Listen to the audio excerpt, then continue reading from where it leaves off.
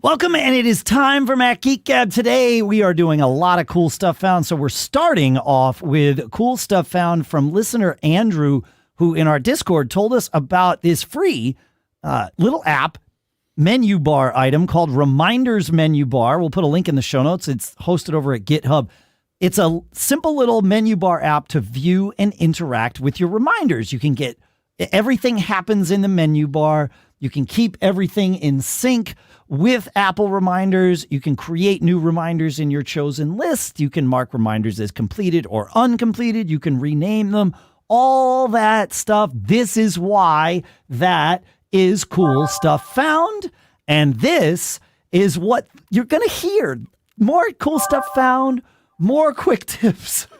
Whatever Pete's doing over there, we're probably going to need to stop, but that's okay. More quick tips like this, your questions answered, more cool stuff found here on Mac Geek Gab 954 for Monday, November 7th, 2022.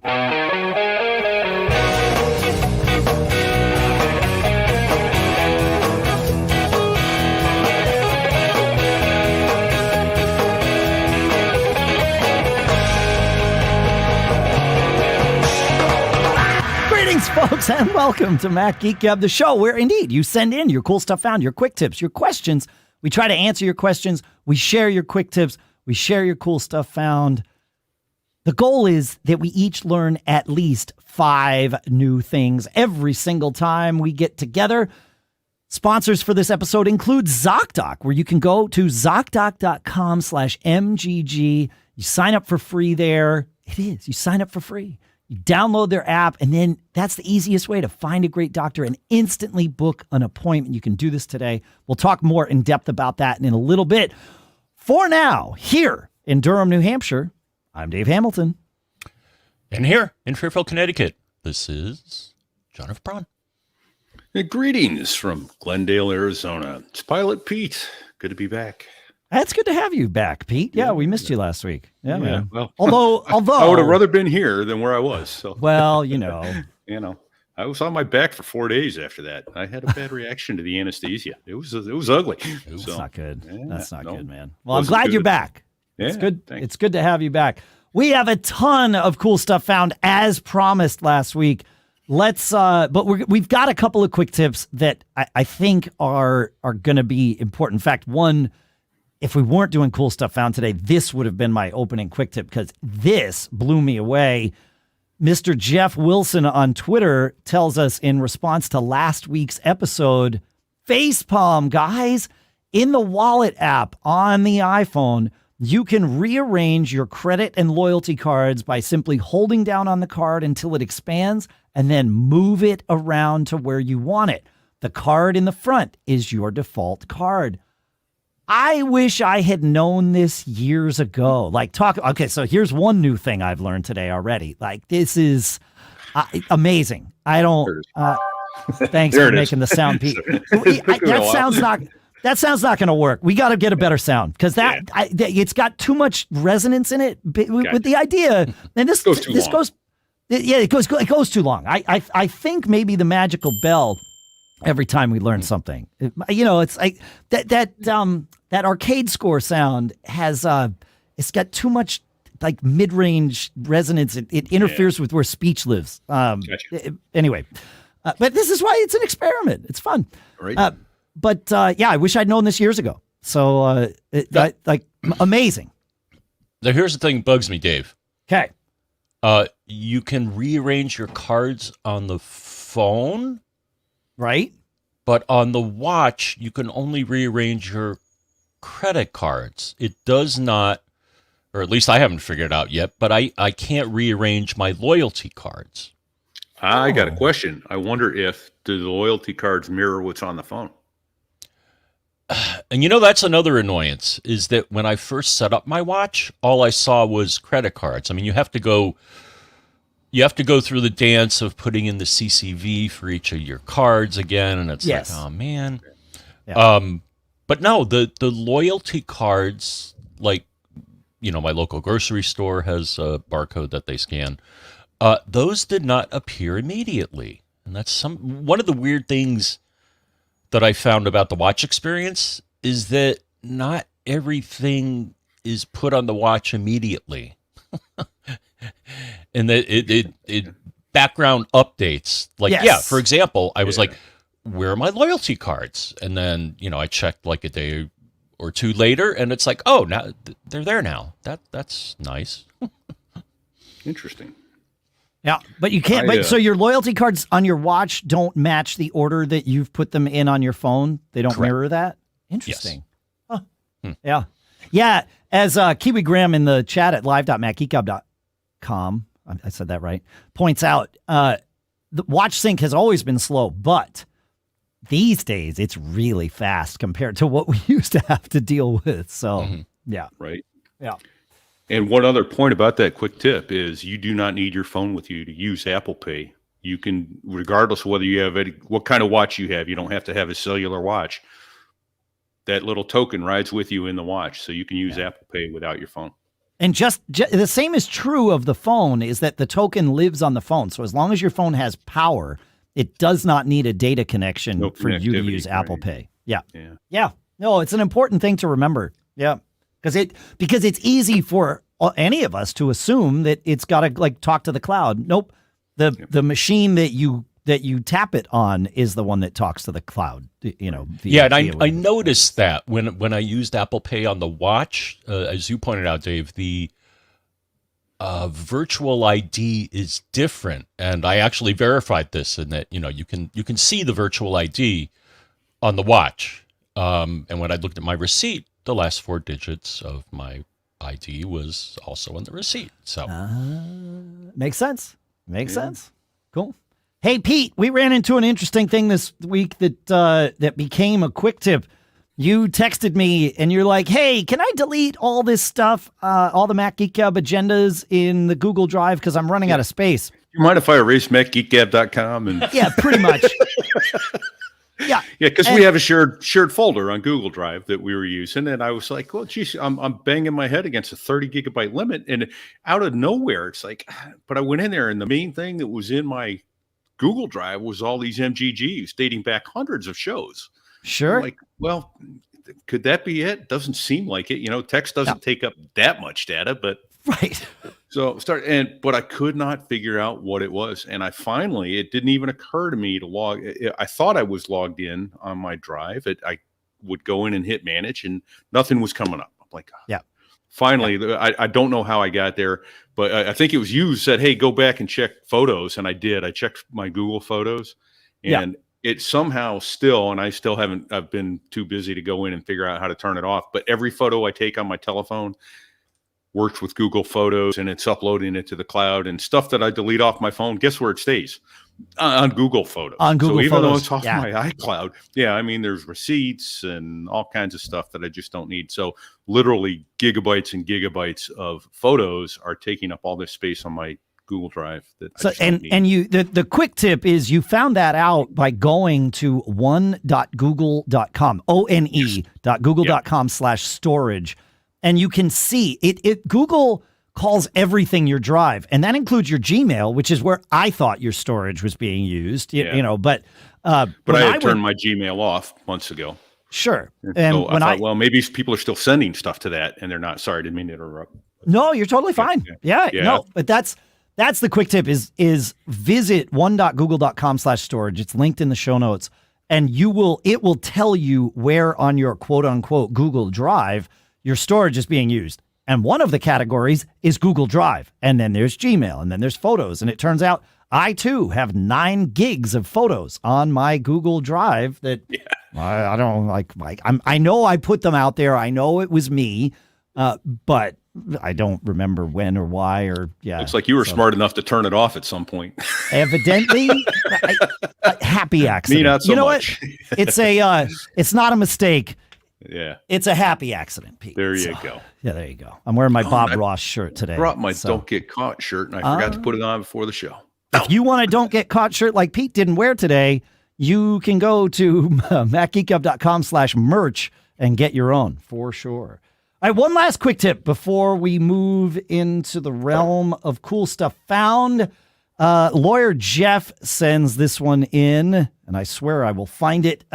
Says one thing Apple hasn't mentioned was that if you move your iCloud photos to a shared photo library, then you won't be able to see those photos on an iPhone or iPod Touch with iOS 16 or earlier, not on an iPad with iOS 15 or earlier, or not on a Mac with macOS Monterey or earlier, or not on an Apple TV with tvOS 15 or earlier, or on a PC with iCloud for Windows 13 or earlier. So essentially, you need to be running Apple's operating systems as of fall 2022 in order to participate or even see the photos in a shared photo library. So be very careful if you move your stuff over. It's kind of like when Reminders changed a number of years ago. You can migrate to the new version, but once you do, any devices that either aren't or can't run the current OSs will not be able to see them. So bear this in mind. Yeah. So we've got a 2013 iMac that mom is using, and she won't play with Ventura. So it's just it's how it be. Yeah. Darn it, got to get a new iMac now. Well, Pete, Apple has a solution for you, don't they? Do they? Oh, that's awesome. Okay. Hey, Battleship was that fun game that we played when we were kids, right? Well, as an adult, Calendar Battleship is the frustrating game we play with our doctors, trying to find when we're both free for an appointment in like 3 months or whatever. Wow. With our sponsor, Zocdoc, booking an appointment with a doctor that suits your needs, fits your schedule, is in your network, and is in your neighborhood is easy. Zocdoc is a free app that shows you doctors who are patient-reviewed, take your insurance, and are available when you need them. I've used Zocdoc. It's fantastic. It's exactly like I just said. You go online and you look and you find your doctor, and then you book the appointment, and you can see what other people have thought about your doctor so that you can pick with a little bit of knowledge, and it's fantastic.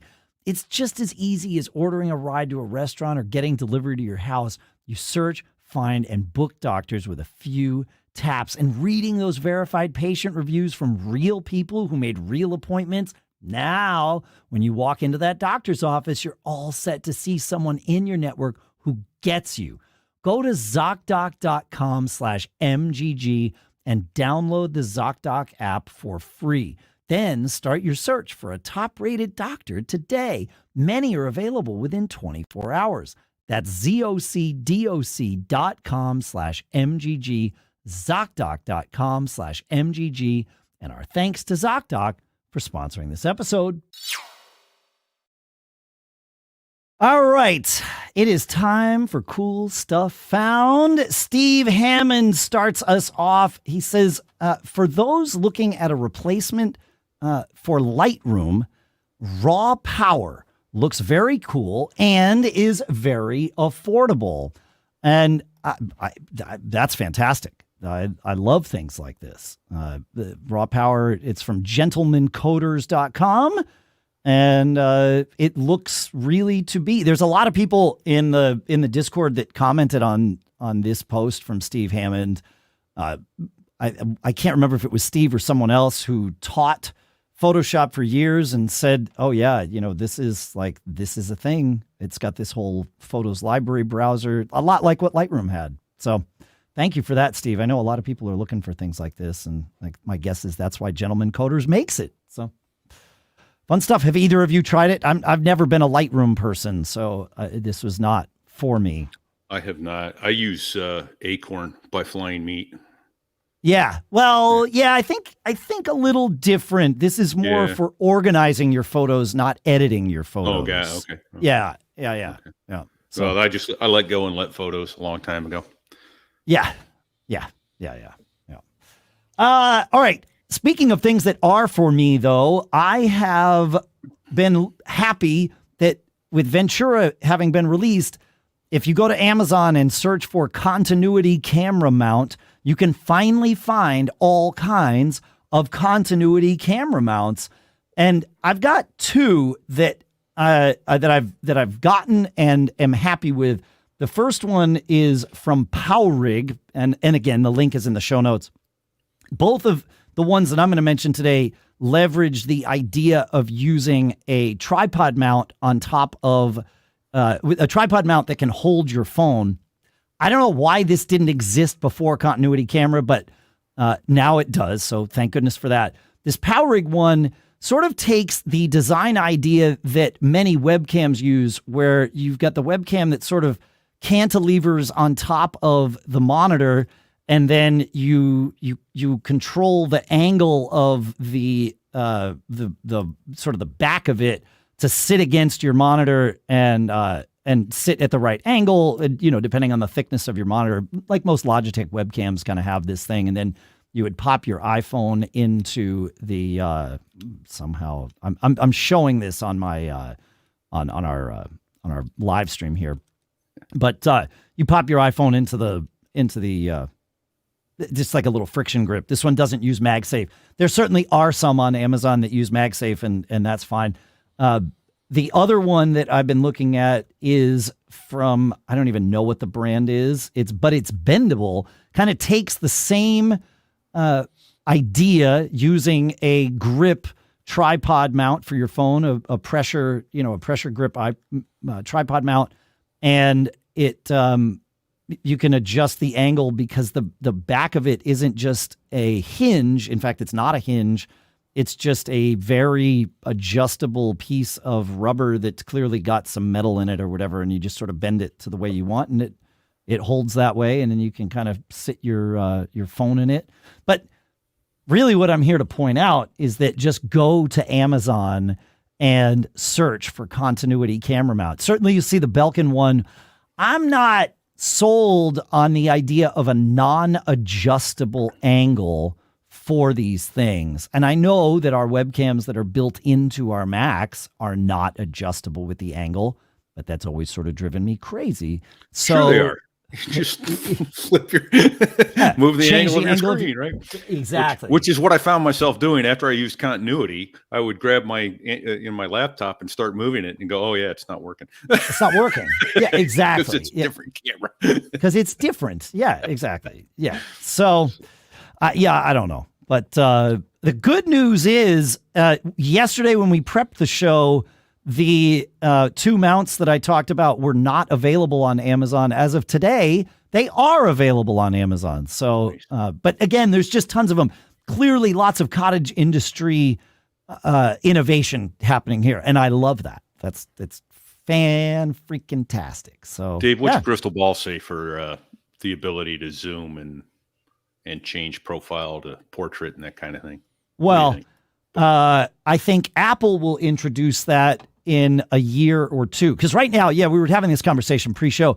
The issue with continuity camera is that you just get whatever your phone sees. You don't have the ability to zoom or do anything with the camera.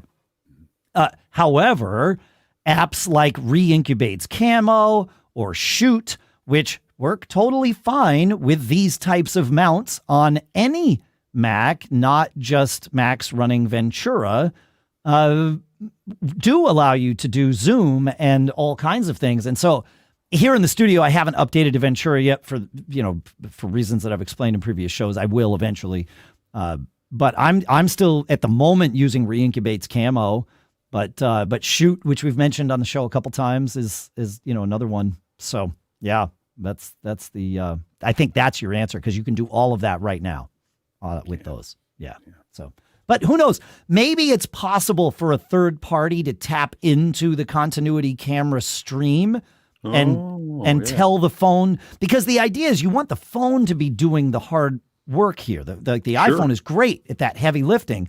And that's what, like, Re-Incubate's Camo, if I want to use a portrait mode, like the bokeh view with the blurred background, it does that for me. The phone does it, and the zoom happens on device. And so I'm getting the best the phone can deliver. I'm not taking, like, a lot of times with webcams, you get whatever the webcam sees, and then you're just doing sort of on computer digital zoom, which is generally not nearly as good as what the phone can do. Again, it's leveraging all the smarts that the crazy math programmers in Cupertino and beyond do. And word is there's a pretty good camera in that phone. So that's what I've heard. Yeah. Yeah. Even old phones, it's like better than your webcam. So, all right, John, keep us moving along, would you please? Graham has something for us. Okay. So we were talking about how to control your monitor a while back. Anyway, so Graham says, I had a few spare minutes while waiting for a backup to happen. So I decided to browse through SetApp offerings, which keep expanding. Yes, they do. Yeah. I came across DisplayBuddy, which seems to answer the question that I had a few weeks ago about using keyboard keys to control brightness on an external monitor. There's probably a lot of different outcomes depending on which Mac you have, which monitor you have, and which connection method you have chosen. But at least for me, with my M1 MacBook Air and my USB-C connected Dell 27-inch 4K monitor, this app seems to recognize and control the monitor quite fine. It mentions it tries to use the DDC /CI communication protocol, but I see in its preferences it has a couple of other options as well, which is neat. Full adjustment options are available via its menu bar icon, but you can assign keyboard shortcuts and you can tell it to use the standard keyboard brightness keys to operate on all displays simultaneously, which is my favorite. And yeah, I checked it out, and I like it. It's it offers more. So we mentioned another package a while ago, monitor settings, and that works. But this works better. The thing I like is that you can select the protocol that you use to chat with your screen. And as mentioned, there's DDC /CI, which is some sort of standard, but then it also has Apple Display Protocol and software control. And depending on which one you pick, you may get more or less options. Like, for example, when I had it set up one way, all I could do was set the brightness. When I chose another protocol, now I can set the brightness, the contrast, and the volume. So there we go. Cool. Fun stuff. This is what I love about Cool Stuff Found episodes. And that's available in SetApp. I like it. Cool. All right. Ral65 in our Discord, I believe, suggested, it says, I've been working on a project for a company and needed to provide 180 PDF documents with customer contract terms. The PDF files weren't named descriptively enough, so I went on a hunt for a tool that would let me automatically rename each PDF based on specific content from within the file. He said, I considered using Python, but assumed I would spend too much time figuring that out. So I found a tool called PDF Zone. I can't say enough positive about it. It worked flawlessly. It also has the ability to extract content from PDF files, statements, invoices, and the like. And it build a CSV file with the information that you need. They have a limited free version and a paid pro version for $40, and you can get the limited free version in the Mac App Store. Thanks for that, Rawl605 in Discord. That's pretty cool. That is cool. I was going to say, Hazel will do the rename for you, but I don't think she'll extract to a CSV. Yeah, right? Yeah. Well, that's pretty cool. I like it. That's slick. Yeah, slicker than a mouse's ear, as my friend Sid Rich used to like to say. So I wonder what happened to Sid Rich. I hope he's all right. I hope he's good. Rob sends in a fantastic CSF for us. He says, you were having a discussion about Synology and security. He says, I offer the following, and this is the IP block list from Marius Hosting. I keep meaning we got to get Marius on the show here. Marius is like, you think we're nuts about Synology? No. Marius takes it to a whole other level. In fact, I believe MariusHosting.com is hosted on his DS1522 Plus. The actual website is hosted there, but it's for blocking IPs. This list is for blocking IPs of all those bad actors that are trying to, hack into your Synology. You can just have it block these IPs, and you can keep this list up to date and all of that. So you just add the list, and Marius takes care of the rest for you, which is pretty cool. I'm stoked to try that. Uh-huh. Yep. I know. Thank you, Rob. Thanks. It looks like so. In the screen that you have up on our live stream shows that it looks like there's an app for the Synology to make this work. Yeah, Is you that use. what I'm seeing there? Well, you go into Control Panel Security Protection, and then you can import the block list in there from direct from Marius. So Nice. yeah, Gotcha. yep, yeah. It's all built. The functionality is, or the framework is built into the Synology. And then you just import the list that Marius. He has the list that. I guess he's gotten a few state bad actors and that kind of stuff. Yeah, that's right. That's right. Nice. Hey, if speaking of the live stream, if you're watching the live stream, you might have noticed that that my video image is backlit and my purple walls look a whole lot more purple. And that is because I am running. You mean to say purpler? They are purpler. You mean to say purpler? If there was never a title, that's it. That's the title of the show for so far, anyway. But yeah, I'm using the Eve light strip. Its list price is $80. You can get it on Amazon for $60. We've got a link in the show notes, or at least it's $60 as of this moment. You know how those things are on Amazon. Fully HomeKit compliant. I literally set it up in the studio this morning before recording the show, and I was kind of running late, but it didn't matter. It took all of 5 minutes to set it up because, it's HomeKit. You plug it in, you scan the QR code, you're good to go. And of course, because it's HomeKit, I can control it from all of my devices. I can turn it off. I can turn it on. I can change the colors of it. And even better, I can have it automated so that when my podcasting focus mode turns on, those lights turn on with the color that I want. And when my podcasting focus mode turns off, well, guess what? The lights turn off. So, yeah, pretty stoked about it. I might even say purplest. Those are the purplest walls I've ever seen. They are the purplest walls you've ever seen. That's right. So I like it. Thanks. Yeah. To see that, okay, that sound effect I liked. That was good. That was good. There you go. That's good. Yeah, there you go. Fun.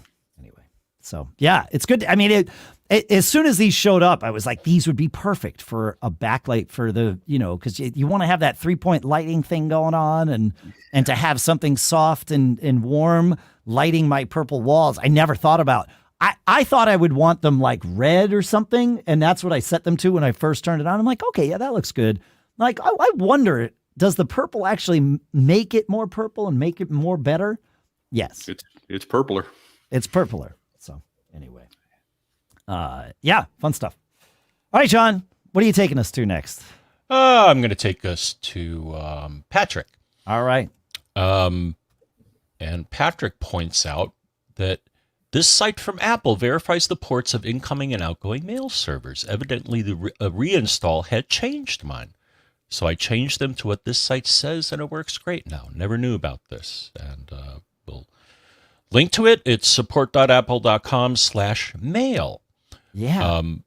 The neat part about it is that it doesn't know about just Apple, like your Mac.com or iCloud.com, but it'll give you settings for other mail servers. Not all. Most that I tried, it would give the settings. For example, I have a Yahoo.com email, and so I punched in my address, and it's like, oh yeah, okay, it's IMAP, and it's on this port, and here's the address of the server. So it's a handy tool if you're having problems with your email. If you can even find where to set these settings up, which Apple keeps moving it around within mail. It's true. It's true. Yeah, well, it's cool. I mean, when you find a mail server with which it works, it's great because not only does it tell you what ports to use, but it tells you what your username would be. Like, it knows the formula of, okay, here's how you should go about this.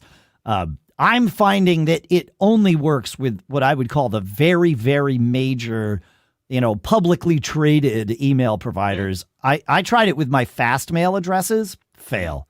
I tried it with a mail route address, fail.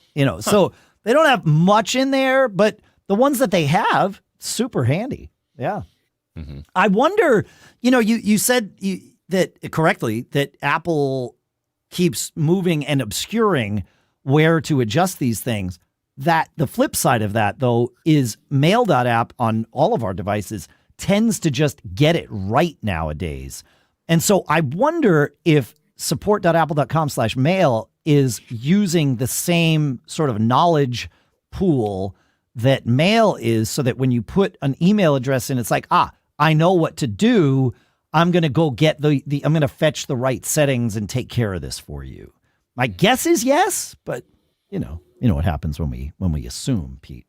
Things get less purpler. Yes.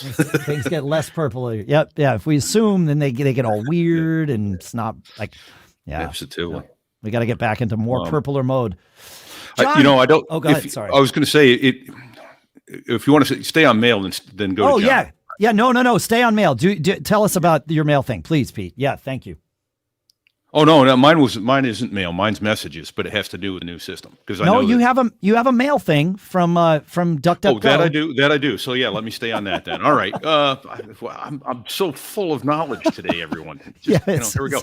So yeah.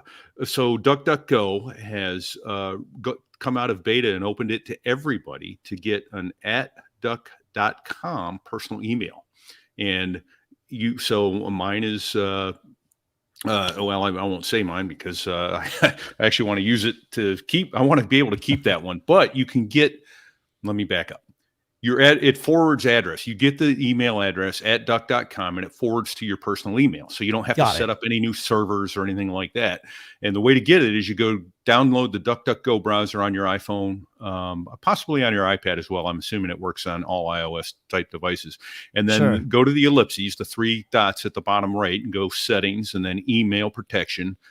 Down near the bottom, and then go to get started, next, accept the terms, choose your @duck.com address, and it'll tell you, no, that one's taken, or yeah, you're good to go. And then put in the address to forward it to, your personal email, and then use that address when filling out forms.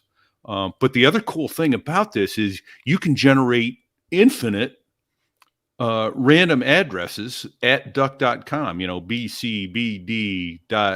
Or KLV @duck.com, and fill that out with your email. And then when you notice you're getting spammed at that email address, just turn it off.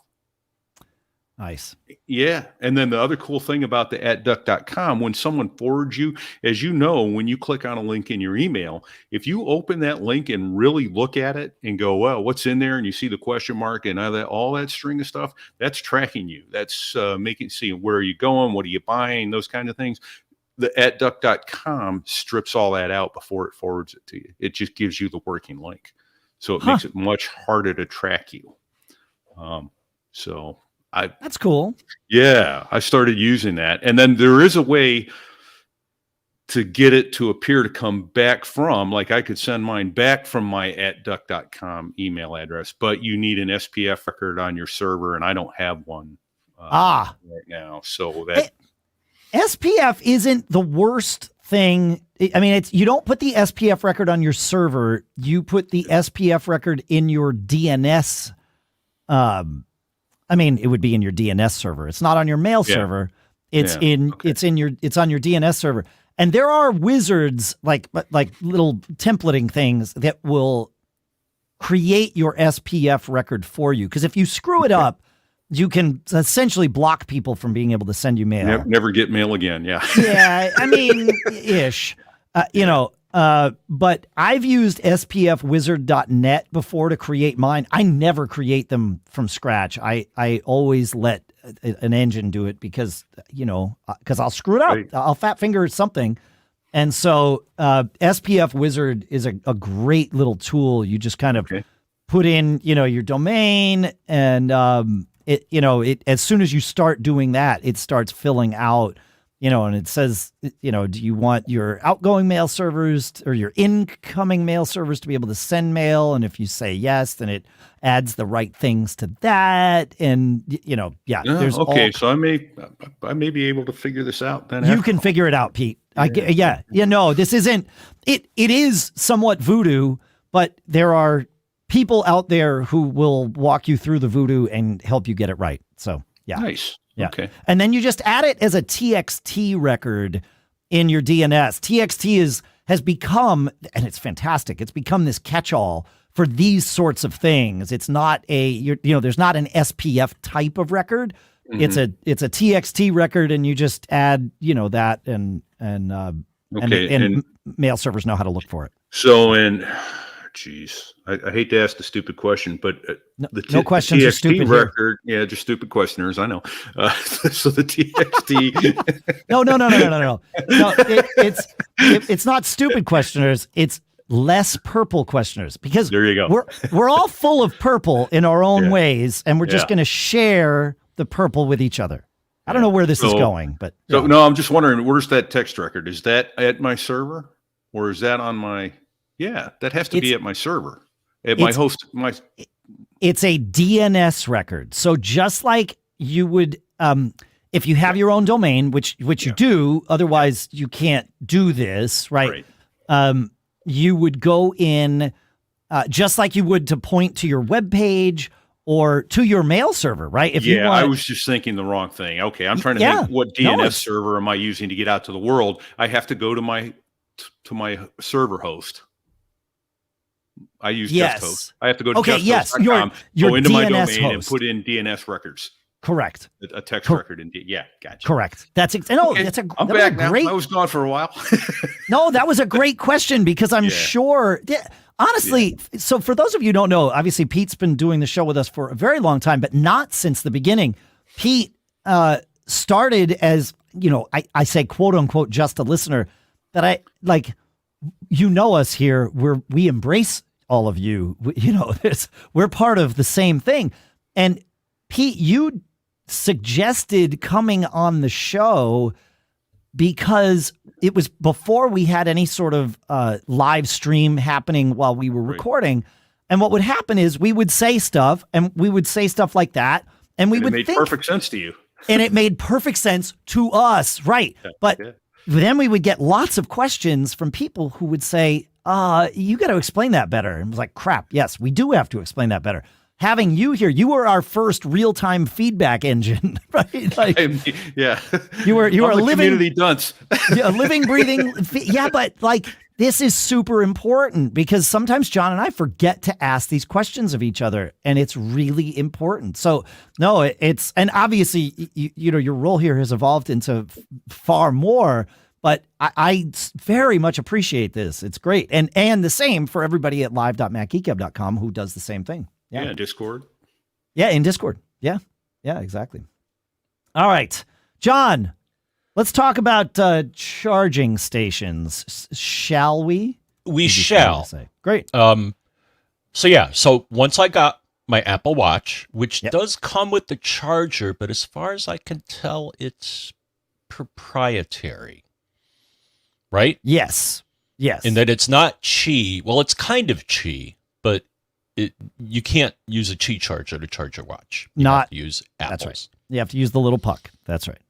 So I decided to explore some options, and I'll give you my favorite once I talk about these two. So the first one that was mentioned by KansasDave is the eLago dual charging station. What is this, you may ask? And I'll tell you. What is that? It's an enclosure, and Dave's putting it up on the screen. It's an enclosure for your existing pucks. So one is the larger one that is MagSafe for your phone, and then the smaller one is the one that came with your phone. Now the thing is, came with your watch. Came with the watch. Yep.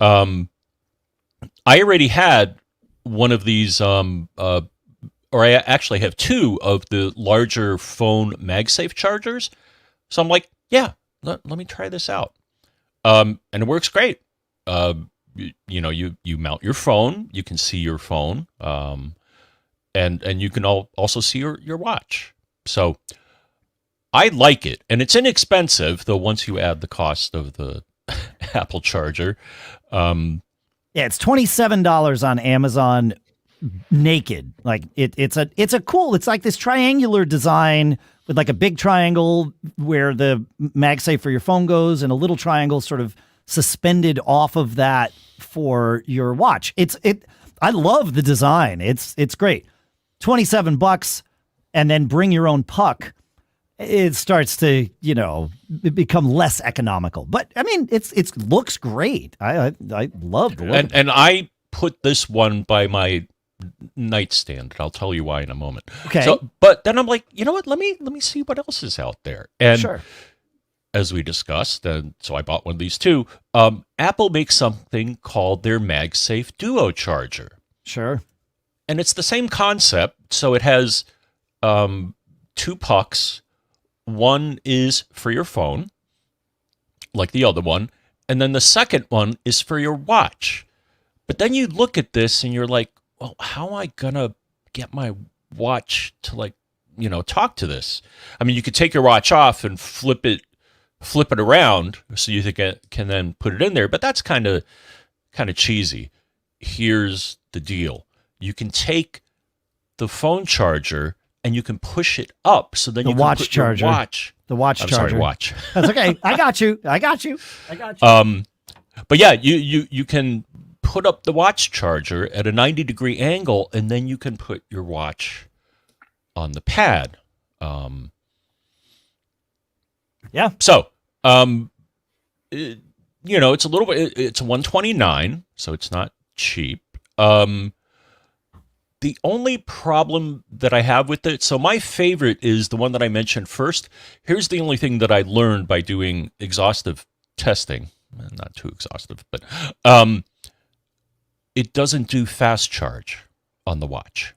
Which one doesn't do fast charge on the watch? The Apple MagSafe Duo Charger, when I read up on it, interesting. It says, oh, by the way, so 2 weird things. One is that it's a USB-C to Lightning connection.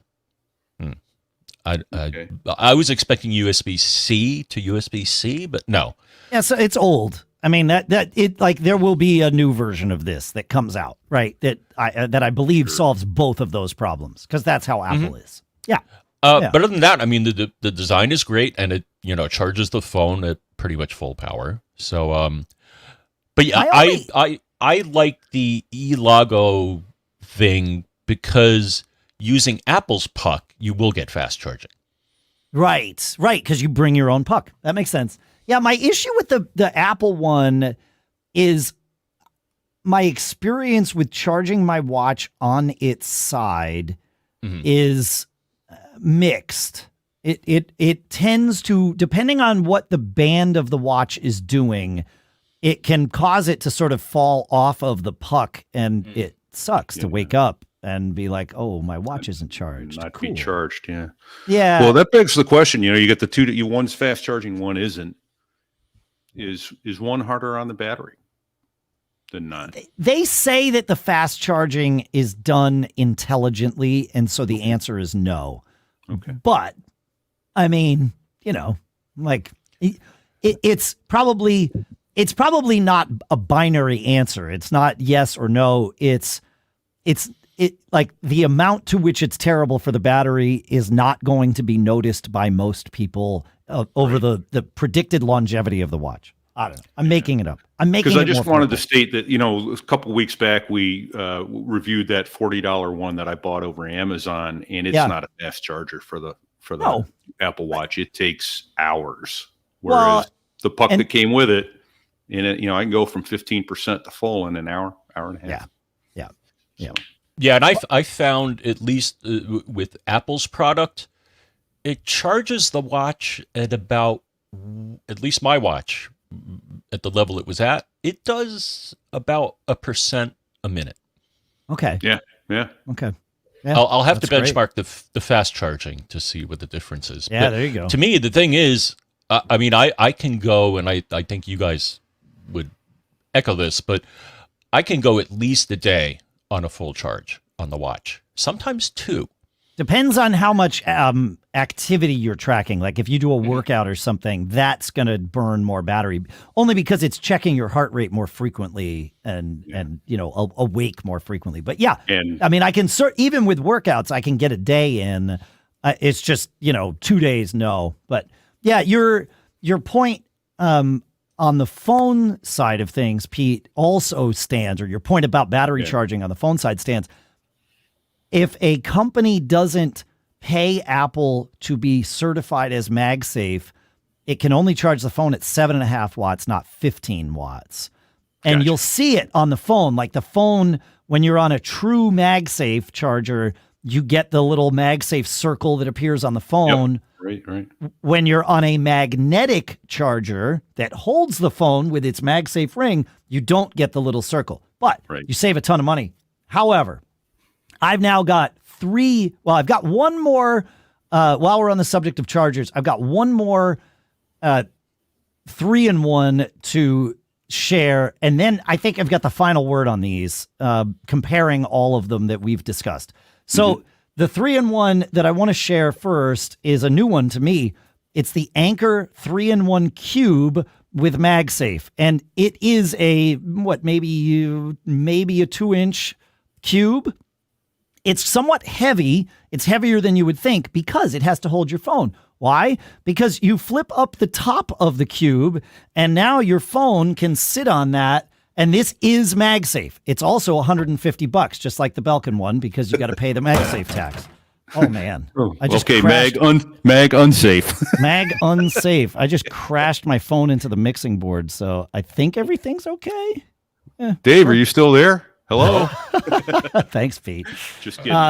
But anyway, yeah, your phone sits on this, and if you're not shaking it around, it works fine. It's because it's only a 2-inch cube. Everything sits sort of low to the bedside table or the desk or whatever you have it on. And when I say everything, it's because it's a 3-in-1, not a 1-in-1. So not only does it charge your phone in a MagSafe format, it charges your watch with a little pull-out stub that comes out of the side. And the nice part about this stub is even though it's low to the ground, your watch sits on top of it. So gravity gets to be your friend. And hopefully, if your watch band isn't pushing up too much, gravity keeps your watch on the, on the charger for as long as you want it to be there. And then finally, it is 3-in-1. Once the phone MagSafe thing is flipped up, there is a Qi pad underneath where the phone pad came, or where the phone MagSafe thing came from, and that's where you could put your AirPods or really anything that can fit in there that can charge Qi. On this one, because of the angle of the way the top of the cube sort of opens up, you cannot put I couldn't put another phone in there to charge. But you could put AirPods in there and it works. And so for a travel 3-in-1, like I said, it's $150. It's, but that's all because of the fact that it is truly MagSafe. As a travel charger, the size is great, but it's heavy. It's like probably almost a pound. Wow. So yeah, but it has to be so that when your phone's on it, it doesn't tip over. Because it's not cantilevered or anything, it's just using its weight. So, but I would say for travel, if you're not right up against weight limits, this is a great thing because it's super easy. You plug it in USB-C. It comes with a USB-C charging brick, but you can use any USB-C that's offering power delivery, and it's Anker, right? So, so there's that one, right? And that's the Anker 3-in-1, and then there is the Belkin also MagSafe 3-in-1. That one lists at $149. It sells for $130. On a bedside table, I like this one better. So if you really want MagSafe for your bedside table, I like the Belkin one better. It holds things sort of separate and apart. It holds your phone up a little bit higher so you can actually have some stuff underneath it. The Qi pad on the bottom. It has this silly little tray that it's sort of like for MagSafe, for AirPods, but you can put a phone in there. I've done it. If you don't want MagSafe, though, there are the two others that we've talked about. and that is the 12 South High Rise, which is $99, which is the sort of the all-in-one, 3-in-1, very small form factor. And then there's the $40 one that Pete found for us that basically has a similar form factor. It's not quite as elegant as the 12 South, but it's less than half the price of the 12 South. Yeah. All of these work great. Actually, this isn't the one you found. This is the one that listener... It's similar, but this one has the light switch on it that you can actually turn the light off and then it just stays off forever. So, if you're looking for one of these, the $40 one is hard to beat. It's going to cost you less than John's eLago one at 27 plus $2. The question becomes what's the durability? Is it a pay me now, pay me later? Does it last or not? Sure. I had some of those go. Yeah, I've only had this one for the $40 one for 2 weeks, and so check back in a year. But I will say, even a magnetic charger is better than a non-magnetic one, because I took my last Qi charger ski shooting. It was I was so happy to get rid of that thing. Yeah. No, magnetic is the way to go. And yes, I should say that I've tested all of these at home. I notice zero difference between the MagSafe and the magnetic in terms of its utility to me.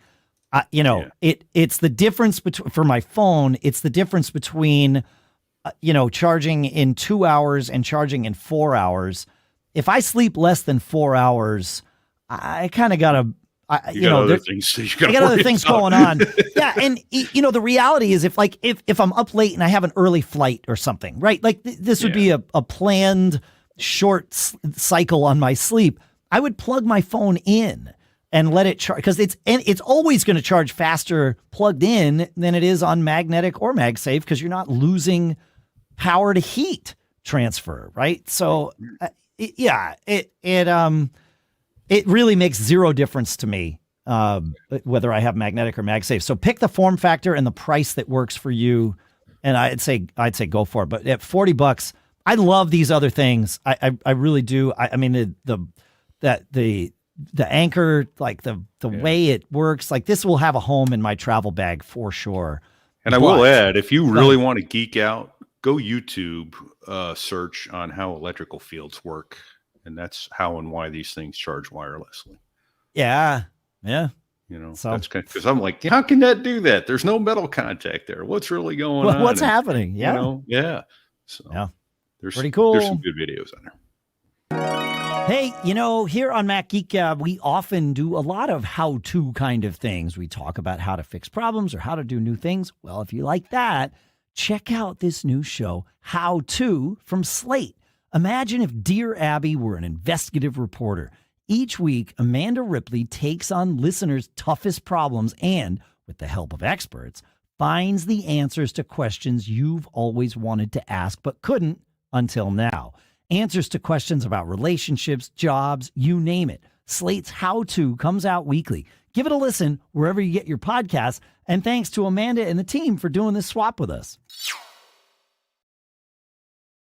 All right. Let's see. We have some of your questions. So let's jump to some questions here and see if and maybe we'll circle back to cool stuff found, or I guess we're going to have to do the show next week, because I don't think we're going to get to everything that we set out to get to. Brent writes, he says, I have a Mac Studio with an M1 Ultra and 128 gigs of RAM. So Brent decided to kind of go on the lighter side of his purchases here. He says, I noticed after the Ventura upgrade that after waking the machine from sleep, it gets very laggy and sluggish. Everything has a delayed response of sometimes 10 or even 20 seconds. I use iStat menus and notice that during these times, the Windows server process is using 90 to 100% of the CPU. A restart generally fixes it, but I was wondering if you have experiences and or have heard of similar issues. I assume it might be a Ventura bug, but I don't know if you can suggest anything that might help. I'm curious if you guys have seen this. I have, but I've seen it predating Ventura. It doesn't happen often, but it does happen. And even in Monterey, there were some wake from sleep issues regarding Thunderbolt. And so my question as we're talking through this is, what Thunderbolt devices does Brent have? And do these Thunderbolt wake from sleep issues still exist in Ventura? And maybe that's what's going on. I haven't been brave enough to let my computer go to sleep since Ventura. I need to test for all of you, but I hated getting to my computer and having my Thunderbolt devices be like, yeah, I'm not here anymore. So I don't know. Have you guys on your Ventura machines or not on your Monterey machines, have you seen Windows Server chewing CPU like this after wake from sleep? I have not. But nope. Yeah, I mean, I'm looking right now, and I think it's the second process on my list here, but it's only taken like 2%. Yeah, it's normal for it to be pretty common. Yeah, it really only 2%, because on mine it's taking like 100 here. But that's pretty normal because I'm running Google Chrome. What OS are you on, John? The prior one. Monterey. Yeah, okay. Yes. Oh, interesting. Yeah. Oh, I wonder why Windows Server is taking up 100% for me. Maybe, I mean, it hasn't been negatively impacting the way we do the show, but, yeah. That's interesting. Is your video window, like, is it up on the screen, John, or no? Like, yeah. Can you see it? Can I see? Can you see the video window? Because if it's in the background, then Yes. Okay. Okay. So like your machine is actively displaying the live video. Huh? And you're still not getting, that's interesting. Because you and I are both on Intel CPUs in our studios. So it's interesting. Huh? If y'all have a thought about this, if you have a thought about this, feedback at macgeekgab.com. We would love to. Wait, where? Feedback at macgeekgab.com? Pete, I think he said feedback at macgeekgab.com. Okay. Hey, speaking of Ventura, Bruce asks a question. I can't believe we're still having these conversations, guys. In response to episode 953, where Dave ranted against some of the strange choices Apple made with Ventura's system settings. Hang on. Okay. Bruce continues. What happened to the ability to shut down or restart the Mac on a schedule that used to be in the Energy Saver System Preferences pane? I've used that feature for years to restart a server weekly. I've looked everywhere, says Bruce, and it appears that they have simply removed that feature completely. Hang on one second before I have thoughts about it. Okay. What the heck? Like, what the heck is going on here? Why? Bruce is right. So I set this on my machines that are running Monterey or running Ventura. I have weekly restarts set for all of my machines, including my laptop. My weekly restarts have been performing flawlessly since I have put Ventura on all of these machines. And this includes the Ventura betas that I put on my laptop. It still restarts every Friday morning. It's awesome. It's great. I love it. Great. I have no way to control this anymore. What is, like, who's responsible for this? You have to write a shortcut to do that? I mean, it'd be nice to be native to the settings. But it's native to the system. Like, it's doing it already. Yeah. Like the setting from Monterey persisted. Now let's pretend I want to turn it off. Hey, Apple, it's Dave in Durham. I want to turn this setting off. Can you tell me where to go? I'll wait. Evidently, I'm going to wait a while. Wait. Where are the crickets?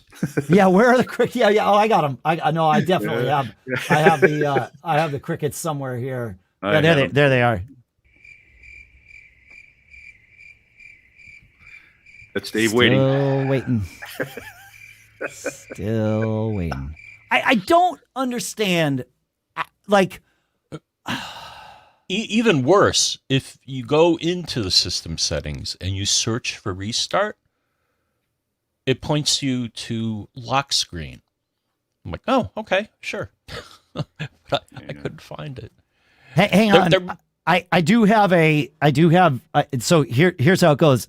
Hey, Apple, it's Dave here in Durham. I had set my Mac with Monterey, using the system preferences there to restart every week. I'd like to change that schedule. How do I do it? Oh, the crickets stop immediately because Apple has a support article. Thanks to Brian Monroe in our Discord chat. He shared this with me. And it says in macOS Ventura 13, schedule your Mac to turn on or off in terminal. So we get to go back to our friendly PM set command, and Apple is teaching us how to use this command in the terminal because someone was too lazy. They spent the time to write a knowledge base article instead of putting the functionality that they already had in the freaking preference panes or whatever settings panes or whatever we're supposed to call them. It seems to me you could create an automator applet to. Well, no, because this is the system doing it. It's not. Right. I mean, technically, yes, you could script this, but if you've already got it turned on, you can't turn it off by creating a shortcut. Right. You've got to go change it in the terminal. It's like. Thank you for coming to my TED Talk. Thank you for being my therapist, everyone. I appreciate it. I obviously needed this today. Right on. So, yeah. I don't know. Looks like a big step backwards. Yeah, change is bad, right, John? That's what we did in that episode. Yeah. Hey, now have I convinced you, Dave? Maybe. Yeah. There you go. Yeah. Nicely played, John. Maybe. So. Hey, I do have one other quick tip that comes in Ventura, though. Okay. I'd love to share. So in iOS 16, you can edit and undo messages that you sent. If you're in messages, once you have Ventura, you can do the same thing. But how do you do it? You either command click. I use, 2-finger click on the message that you want to edit or unsend. So I just want to let people know that functionality is in there in messages. Yes. Yeah. I right click because I have but I guess on my trackpad, I just 2-finger click. Yeah. Is it a 2-finger click or do I push on mine? down? It is. I think you're probably right. Yeah. Okay. But whereas, if you just press and hold, you'll get the exclamation point, the thumbs up, the thumbs down, that sort of thing. You have to command clicks or double click on the trackpad to get the ability to edit or unsend. That's right. Yeah. It's weird. I'm in the studio now where I have a mouse, like an old school wired mouse. It's from Razer, R-A-Z-E-R. This thing is so old. I'm embarrassed to show it to everyone because of how filthy this mouse is. But it works. And so if it ain't broke, I haven't fixed it yet. How old is that mouse, Dave? 15? Oh man, it's probably 15 years old. Yeah. Nice. I would think so. Yeah. Some things just work. That's it. And so, but the problem is up here in the studio, I can't think with my trackpad brain because I'm thinking I right click, but in the office, I can't right click. I have a magic trackpad. It's like, so it's bizarre how the brain works. I love it. It's one of my favorite, it's one of my favorite things. Wow, I almost closed out of StreamYard thanks to that quirky bug that seems to still exist in Ventura, but it came over. I can't blame Ventura for this. They just haven't fixed it where sometimes a window stays active and you click and it drags it for you. If somebody has a fix for that, I would pay dearly because I hate when that happens. Welcome back, Dave. Thanks. Yeah, no, it's good to be here. Harvey has a question that I think we can actually help him with. I hope.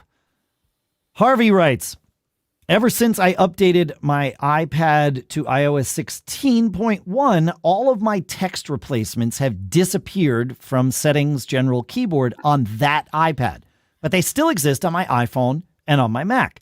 How do I get them back without having to re-enter every one of them on the iPad? I'm running the latest OS on each of the devices. This is one of my favorite questions of the week because in trying to solve this or help Harvey solve this, I learned a new thing.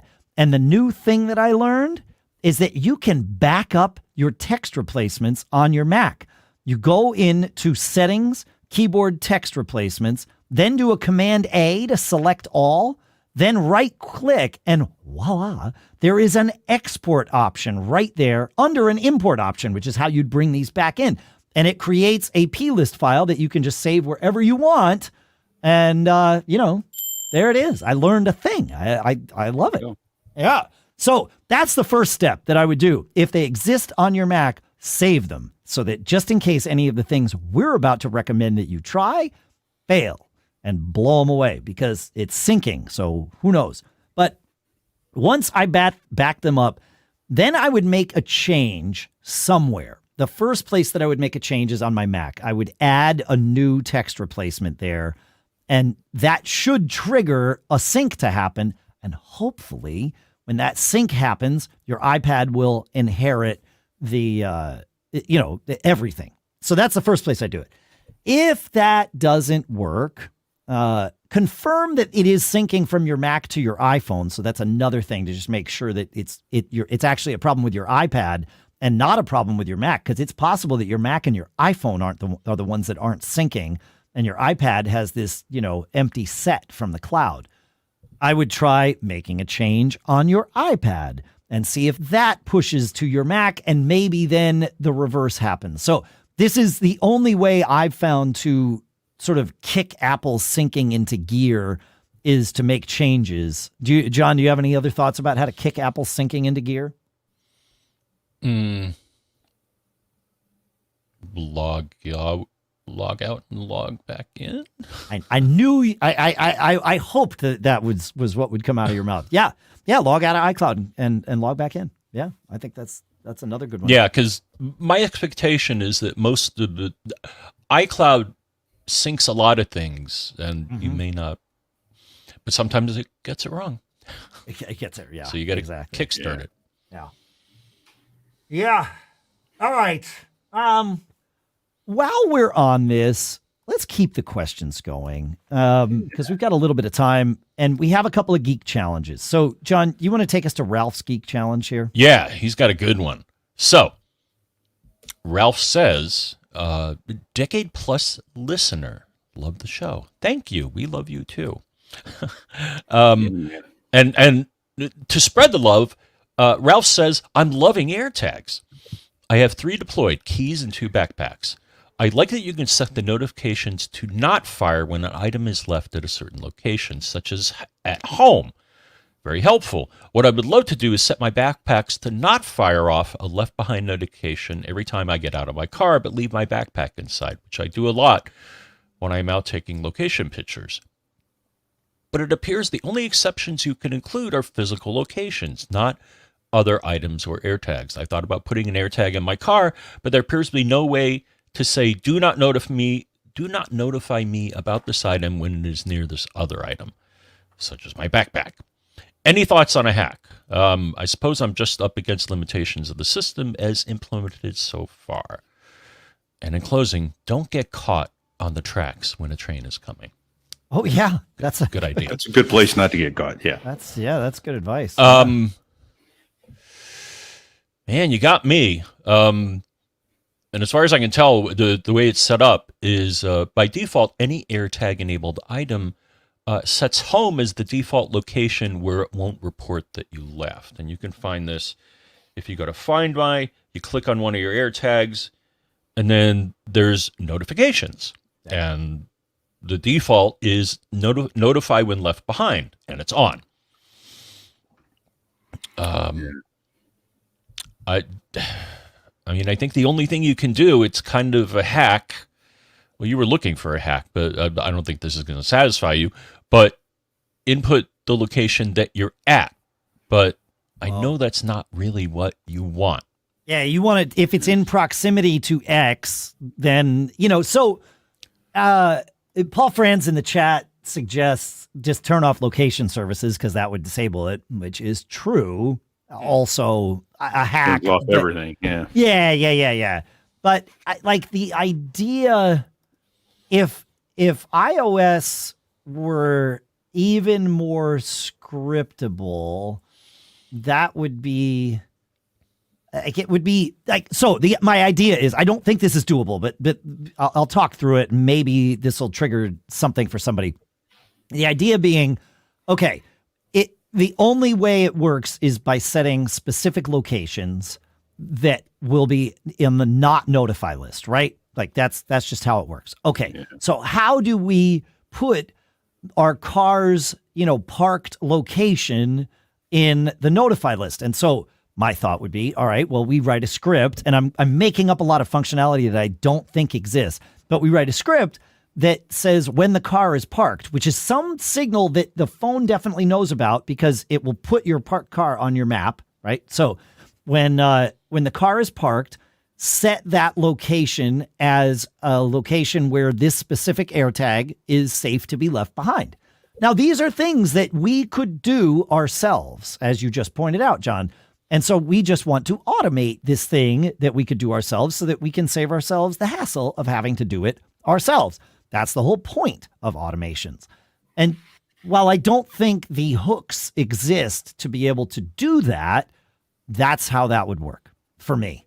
Like, that's how I would look to approach it. And then, I always talk through these things like with knowing that it's impossible, because sometimes it's like, well, that's not possible, but there is that other thing that you could use and, get there with 15 steps instead of 3.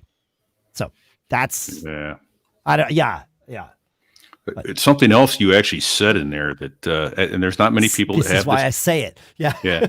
But it's ancillary to what you're talking about. Sure. And there's not many people that have the same problem that I do here, but I leave my car for months at a time in a parking lot with 3,000 other cars.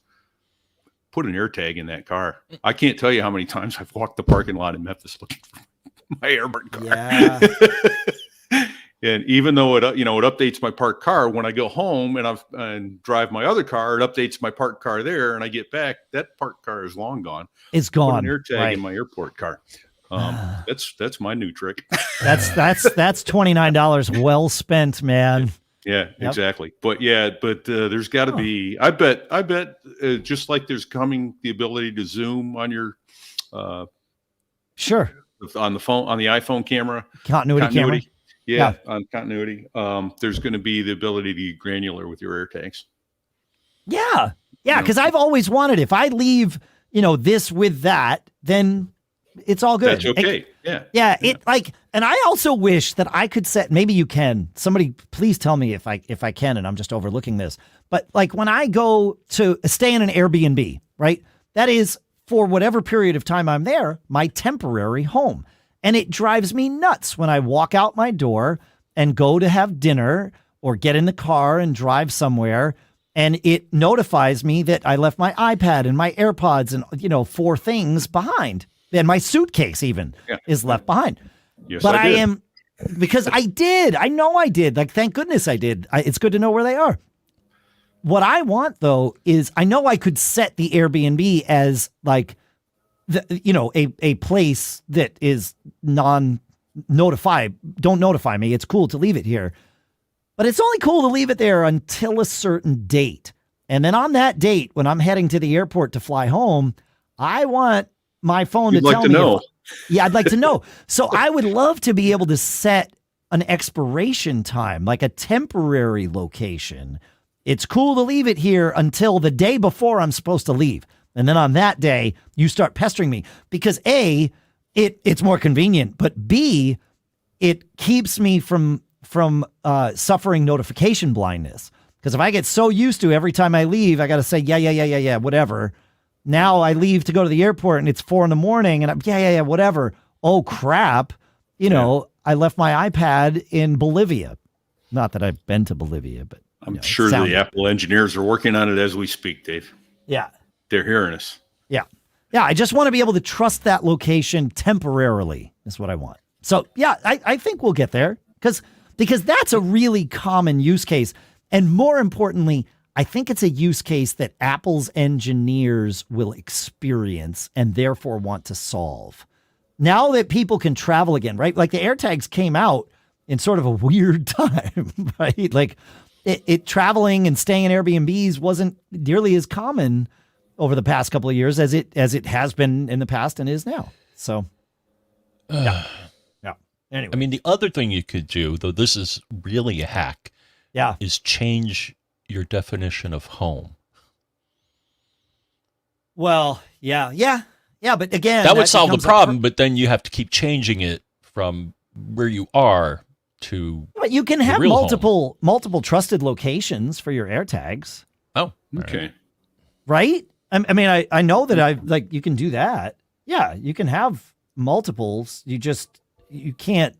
I don't know of a way to set a time. So yeah, you don't need to change your home location. You just need to.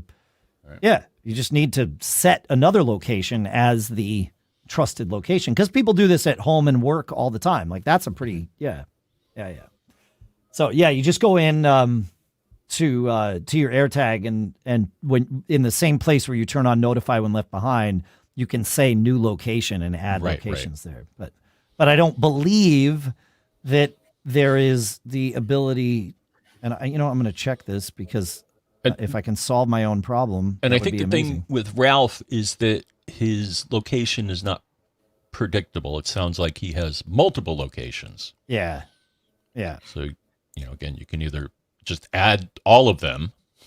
Yeah, but he wants it to be variable. He wants his car yeah. to be the, the safe place, not some location. Yeah. So yeah, there's excuse me, there's no way to set a time limit or anything like that, but it could be. So yeah, all right, cool. If you folks have an idea as to how to hack this, though, while we're waiting for Apple to do it the right way, feedback at macgeekgab.com. Yeah. All right. Well, all good things must come to an end, and that means this show too. We have another great geek challenge that I really was hoping to get to because it fits for me. We have, you know what? I'm going to do it. I'm going to. One more cool stuff found. The SoundCore Sleep A10 earphones. These are built to wear while you sleep. And the cool part about it is that they fit so comfortably in your ears that I could sleep with them no problem. And they also have, you can play your music or whatever you want through them. They don't have microphones in them. You could play music or you could watch a show on your iPad or, whatever you want. But they also can play, soothing sounds to help you get to sleep. Yeah. Pete, these... What brand are they? They are Anker. They're SoundCore, which is one of Anker's brands. Yeah, they're the SoundCore Sleep A10s. I've been looking for something that I can wear in my ears on an airplane that is comfortable when I start to nod off and my head hits my little inflatable pillow next to me or whatever. And this 100%. I was able to hold my hand against my ear with these in, and I didn't even notice that there was something in my ear. So active noise canceling?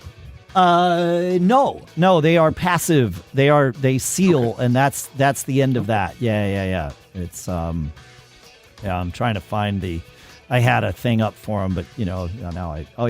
Yeah, no, they are just they just seal everything out. They block 35 dB of noise. So okay, I don't think that's a lot.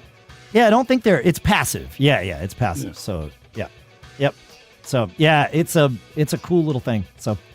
There you go. I put it in the show. That's it. I got one more.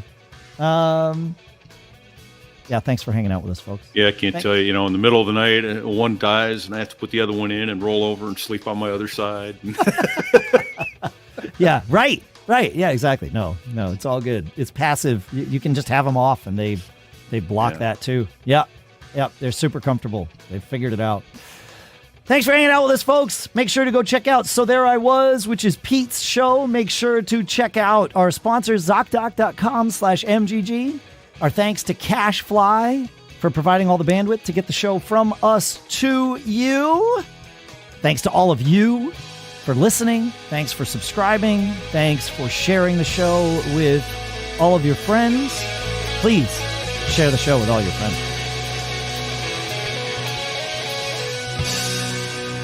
I was about to call you Johnny Boy. I've never called you Johnny, let alone Johnny Boy, as long as we have known each other. So I'm not going to do that. Mr. John F. Braun, can you help us wrap things up here with perhaps some pithy advice? I'm going to wrap things up and put a bow on top. And what does the bow say? The bow says, don't get caught. Made on a Mac. Oh, I screwed it up. I was going to play the thing and I hit the escape button and, I like whatever.